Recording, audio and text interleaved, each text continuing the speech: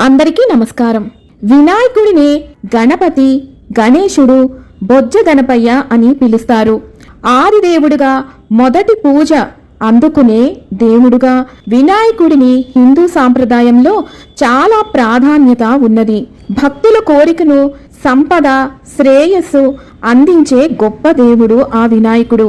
హిందూ పురాణాల ప్రకారం ఏ పూజ అయినా, ఎలాంటి కార్యక్రమమైనా ముందుగా వినాయకుడిని పూజించడం ఆనవాయితీ. మనం ఇళ్లల్లో, ఆఫీసుల్లో, బిజినెస్ ఏరియాస్లో మన వ్యాపారం పెరగటానికి, ఉద్యోగ అభివృద్ధికి, ఇంట్లో మనశ్శాంతికి, సంపదకు, దాంపత్య జీవితం సుఖంగా ఉండటానికి, ఇంటికి ఉన్నటువంటి నరఘోష, నరదృష్టి తొలగిపోవటానికి, సంతానం కోసం, సక్సెస్ కోసం, ఇలా ఎన్నో విధాల కోరికలకు, సమస్యలకు మనం వినాయకుణ్ణి పూజిస్తూ ఉంటాము.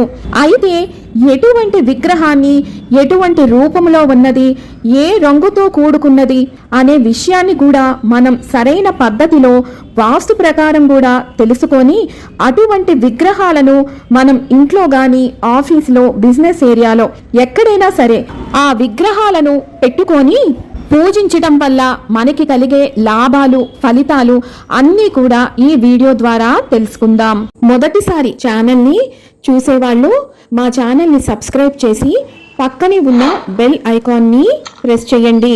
దీనివల్ల మీకు రానున్న ఆధ్యాత్మిక వీడియోస్ అన్నీ కూడా నోటిఫికేషన్ ద్వారా మీకు అందుతాయి. అలాగే మీరు ఎటువంటి వీడియోని మిస్ కాకుండా చూడగలరు. మా వీడియోస్ మీకు నచ్చినట్లయితే లైక్ చేయండి, షేర్ చేయండి. ఎర్ర చందనంతో చేసినటువంటి గణపతి. ఈ గణపతిని పూజించటం వల్ల సూర్యగ్రహ దోష నివారణ జరుగుతుంది. ఎవరైతే తీవ్రమైన అనారోగ్య సమస్యలతోటి బాధపడుతున్నారో వారు ముఖ్యంగా ఆదివారం రోజున ఈ ఎర్ర చందనంతో చేసినటువంటి గణపతిని పూజించాలి. అప్పుడు శీఘ్రంగా వారి అనారోగ్య సమస్య అనేది నెరవేరుతుంది. ఇక ఎవరైతే వెండి లేక పాలరాతి వినాయకుని విగ్రహానికి పూజ చేస్తారో వారికి చంద్రగ్రహ దోష నివారణ జరుగుతుంది. ముఖ్యంగా ప్రశాంతమైన జీవితం పొందటం కోసం, మానసిక ప్రశాంతత కలగటం కోసం సోమవారం రోజున ఈ వెండి విగ్రహంతో గాని, పాలరాతితో చేసినటువంటి విగ్రహానికి గాని పూజను నిర్వహించాలి.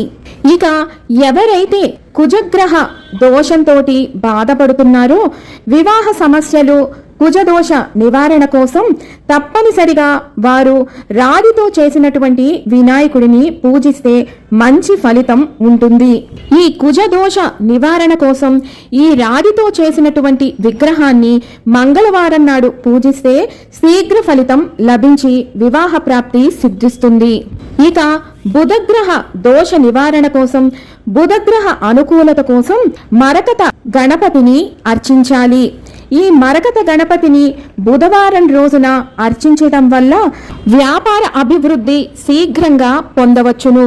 మనం ఎటువంటి కార్యాన్ని తలపెట్టాలి అన్నా విఘ్నేశ్వరుడి అనుగ్రహం ఎంత ముఖ్యమో గురువు యొక్క అనుగ్రహం కూడా అంతే ముఖ్యం. గురుగ్రహ దోష నివారణ కోసం, గురువు అనుకూలత కోసం మనం తప్పనిసరిగా గురువారం రోజున పసుపుతో చేసినటువంటి గణపతిని గాని, చందనంతో చేసినటువంటి గణపతిని గాని, శక్తి ఉంటే బంగారంతో చేసినటువంటి గణపతిని గాని గురువారం రోజున పూజించి అర్చించటం వల్ల మనకి విపరీతమైనటువంటి గురుగ్రహ అనుకూలత చేకూరుతుంది. ఇక అన్నింట విజయం సిద్ధిస్తుంది. ఎవరైతే ఉద్యోగం లేక బాధపడుతున్నారో, మంచి ఉద్యోగం కోసం ప్రయత్నిస్తున్నారో, ప్రమోషన్, ఇలా ఎటువంటి సమస్య అయినా సరే ఉద్యోగంలో మీకు అవన్నీ ఆటంకాలు తొలగిపోవాలి అన్నా, సంఘంలో గౌరవ మర్యాదలు మనకి లభించాలి అన్నా తప్పనిసరిగా చందనంతో చేసినటువంటి వినాయకుణ్ణి పూజించాలి. గురువారం రోజున ఇలా చందనంతో చేసినటువంటి వినాయకుణ్ణి పూజించటం వల్ల గురుబలం పెరగటమే కాకుండా ఎటువంటి సమస్య ఉన్నా కూడా శీఘ్రంగా తొలగిపోయి మంచి ఉద్యోగం, గౌరవ మర్యాదలు లభిస్తాయి. ఇక ఎవరికైనా సరే వివాహ ప్రయత్నాలు చేసేటప్పుడు వారికి ఎదురయ్యేటటువంటి ఆటంకాలు తొలగిపోయి శీఘ్రంగా వివాహం జరగాలి, వారి ప్రయత్నం ఫలించాలి అనుకుంటే ఈ గురువారం రోజున పసుపుతో చేసినటువంటి గణపతిని పూజించాలి. ఇక తరువాతది భార్యాభర్తలు ఎప్పుడూ గొడవ పడుతున్నా, వారి మధ్యన మనస్పర్ధలు ఉన్నా అవన్నీ తొలగిపోయి అన్యోన్యమైన సుఖవంతమైన జీవితం వారికి కలగాలి అంటే వారు తప్పనిసరిగా స్ఫటికంతో చేసినటువంటి గణపతిని పూజించాలి. ఇలా స్ఫటికంతో చేసినటువంటి గణపతిని ప్రత్యేకించి శుక్రవారం రోజున పూజించటం వల్ల శుక్రగ్రహ దోష నివారణ జరగటమే కాకుండా శుక్రుడి యొక్క సంపూర్ణ అనుగ్రహం ప్రాప్తిస్తుంది.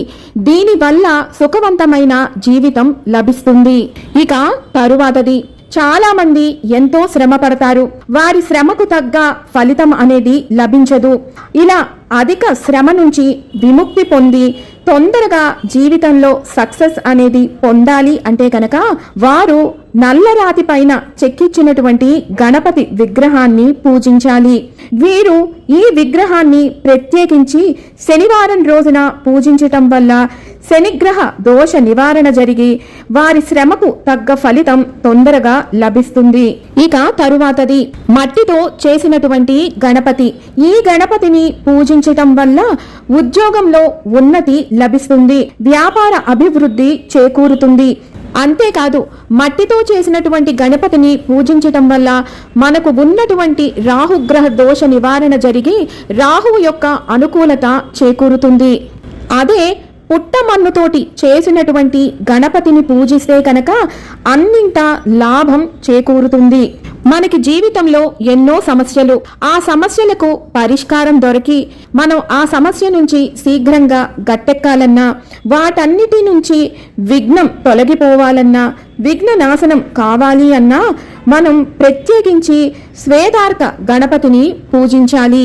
ఈ శ్వేతార్క గణపతిని పూజించడం ద్వారా మనకున్న సమస్యలు తొలగిపోవటమే కాదు, కేతుగ్రహ అనుకూలత చేకూరుతుంది, కేతుగ్రహ దోష నివారణ జరుగుతుంది.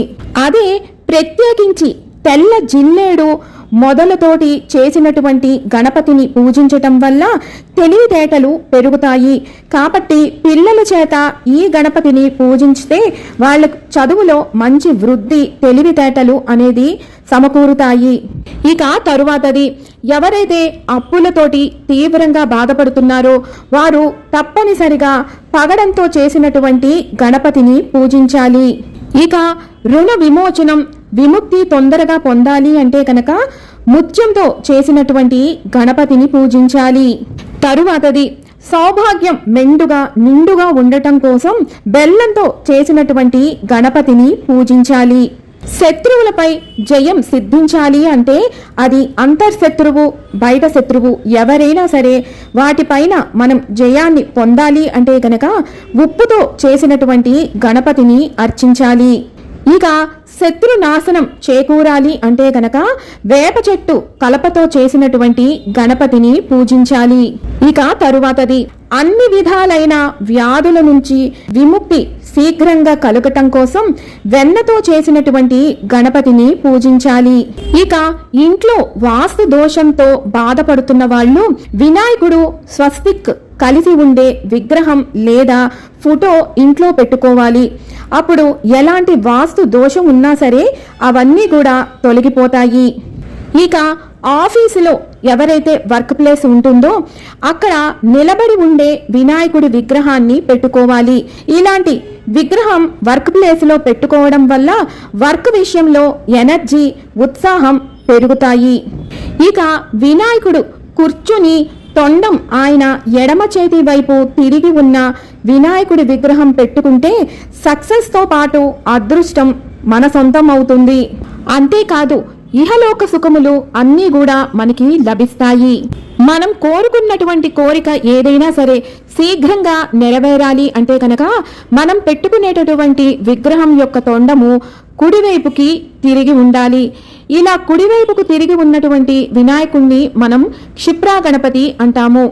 ఇక తరువాతది, మనకి జ్ఞాన సంపద పెరగటం కోసం, విద్యా బుద్ధులు రావటం కోసం వినాయకుని తొండం ముందు వైపుకు ఉన్నది తెచ్చి పూజించుకోవాలి.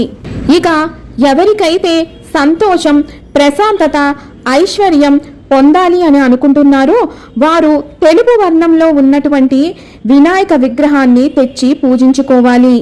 ఇక తరువాతది, ఎవరైతే ప్రతి విషయంలోనూ వృద్ధిని కోరుకుంటున్నారో, సంపద పెరగాలని కోరుకుంటున్నారో వారు ఎరుపు నారింజ కలిసినటువంటి రెడ్డిష్ ఆరెంజ్ కలర్తో ఉండేటటువంటి వినాయకుడి విగ్రహం తెచ్చి పూజించాలి. ఇక ఆఖరుగా ఒక ధర్మ సందేహం కూడా తెలుసుకుందాం. ఇంట్లో ఉన్నటువంటి పూజా మందిరంలో ఎన్ని వినాయక విగ్రహాలు ఉండాలి అని చాలా మంది అడిగారండి. కేవలం ఒక్క విగ్రహం మాత్రమే పెట్టి పూజిస్తే మనకి అది శ్రేయస్కరం. ఎందుకు అంటే 2 లేదా అంతకు మించి మనం విగ్రహాలను పెట్టి పూజించటం వల్ల ఆయన భార్యలైనటువంటి బుద్ధి సిద్ధులకు ఆగ్రహం కలుగుతుందట. అందుకే ఇందాక వివరించినటువంటి విగ్రహాలలో ఏదో ఒక దాన్ని మాత్రమే మీ పూజా మందిరంలో పెట్టి పూజించుకోండి. విన్నారు కదా, మనం ఎటువంటి వినాయకుడి విగ్రహాన్ని, ఎటువంటి రూపం, రంగుతో ఉన్న వాటిని పూజించడం వల్ల మనకి కలిగే ఫలితాలు ఏంటి అన్న విషయాన్ని మరొక వీడియోతో మళ్ళీ మిమ్మల్ని అందరినీ కలుసుకుంటాను. సెలవు మరి. సర్వం ఈశ్వరార్పణమస్తు. స్వస్తి.